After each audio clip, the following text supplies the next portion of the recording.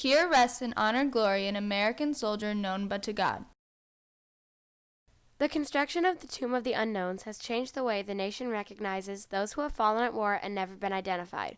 Without it, America may have forgotten the ultimate sacrifice made by each and every soldier who fights for our freedom. Located in Arlington, Virginia, at Arlington National Cemetery, the memorial is dedicated to soldiers killed at war who are unable to be identified.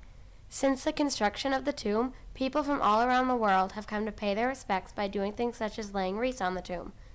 Guards of the tomb take great pride in their responsibilities, as they know how meaningful their task is. The Tomb of the Unknown Soldier is a place of respect and honor and will continue to be for as long as it stands. Providing the service to the unknown who gave everything he had. So the little bit of expertise that I had was service toward his service. Kind of cheap on my part. Yeah, kind of hard to pay for that kind of dedication. The Tomb of the Unknown Soldier was not a new idea. England and France had already built grand displays of their gratitude to the unknown soldiers of their own. France's Arc de Triomphe and the Altare della Patria in Italy are some examples of other countries' dedications to unknown soldiers.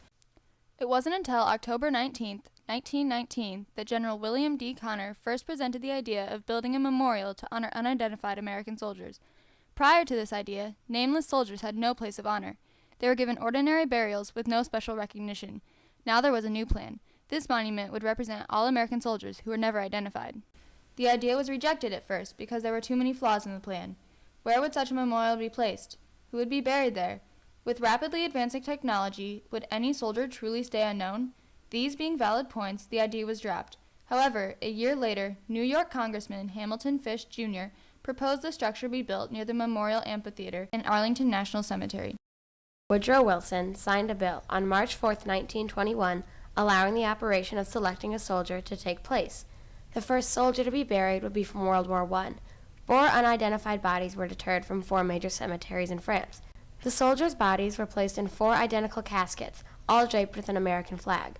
On October 24, 1921, Sergeant Edward F. Younger selected the first soldier. Younger circled the caskets 3 times before placing a bouquet of roses on the 3rd casket from the left. He then came to attention and saluted. The casket was then placed on the USS Olympia and taken to America.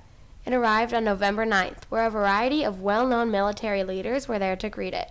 It was taken to the rotunda of the Capitol building and was put on display for a short period. On November 11, 1921, the procession left the Capitol and arrived at the amphitheater for the ceremony. A simple funeral was conducted where hundreds of people had shown up.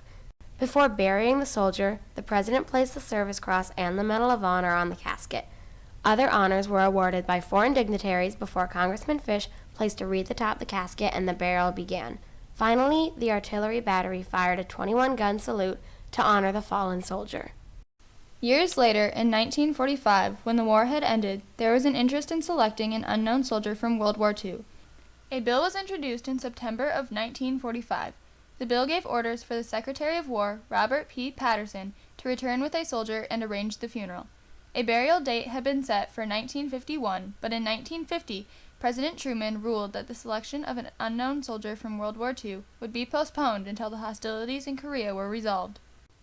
The bodies were taken aboard the USS Canberra, where Navy hospitalman First Class William R. Charette selected one of the bodies. The soldier not selected was given full honors and then buried at sea. To select an unknown from the Korean War, 4 unidentifiable soldiers were deterred from a cemetery in Hawaii. The soldier was selected by Master Sergeant Ned Lyle. Next, the casket was taken to Washington, D.C. Both the World War II and Korean soldier arrived on May 28, 1958. They were buried together on May 30th. President Dwight D. Eisenhower placed a Medal of Honor on each casket before they were taken to the Tomb Plaza for burial. A 21-gun salute was fired, and the committal was ended with a presentation of the U.S. flags. By the time the Vietnam War was over, technology had made great advances. There was a lot of controversy about whether or not an unknown soldier should be interred.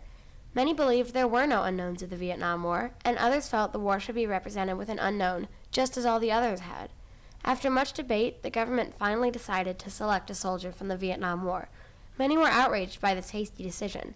The government disregarded their concerns and went about finding an unknown. In 1972, remains of a soldier had been found close to a stream in a city in Vietnam. Not until 1984 was it determined that this would be the next unknown soldier.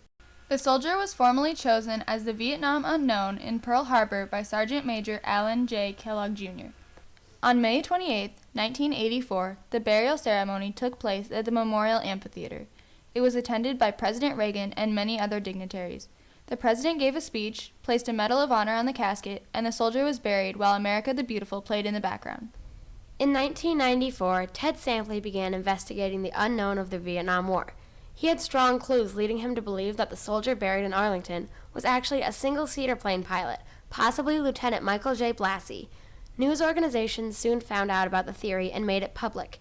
In 1998, the Blassie family requested to the Department of Defense that further investigation be done.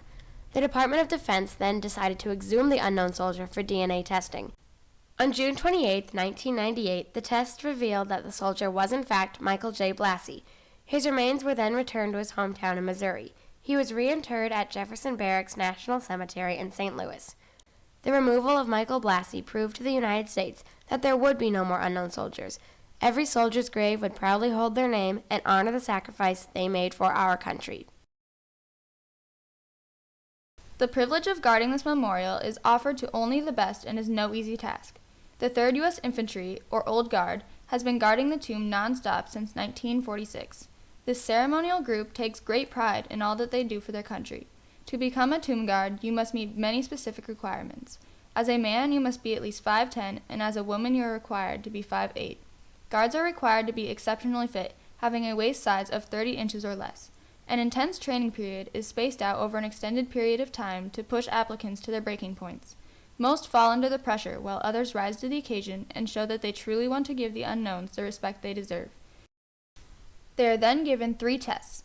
Those who successfully complete all 3 tests are then given a final exam that consists of 100 essay-like questions.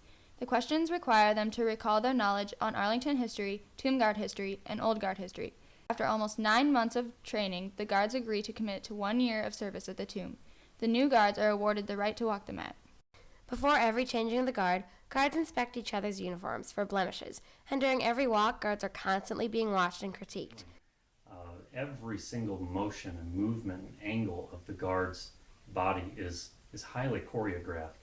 So at all times, my brain is thinking about the angle of my arm, the arch of my back, the positioning of my legs at every angle of the right. The guards pace back and forth in front of the tomb for 30 minutes in the summer and 1 hour in the winter, taking exactly 21 steps across the distance of the mat. When they reach the end of the mat, they stop, click their heels, face the tomb, and wait for 21 seconds. When those 21 seconds have gone by, they turn once more, moving their gun to the opposite shoulder, click their heels, and wait for another 21 seconds. Guards also have to learn how to perform different ceremonies, such as the changing of the guard, wreath layings, and foreign dignitary wreath layings. The changing of the guard is the most often performed ceremony that the guards learn. This happens every time a new guard comes to relieve the current guard. A relief commander leads the ceremony. He inspects the new guard's rifle and uniform, making sure everything is as perfect as can be. Guards spend up to 8 hours preparing their uniforms for their short walk, and that doesn't include the astounding 6 hours they can spend polishing their shoes.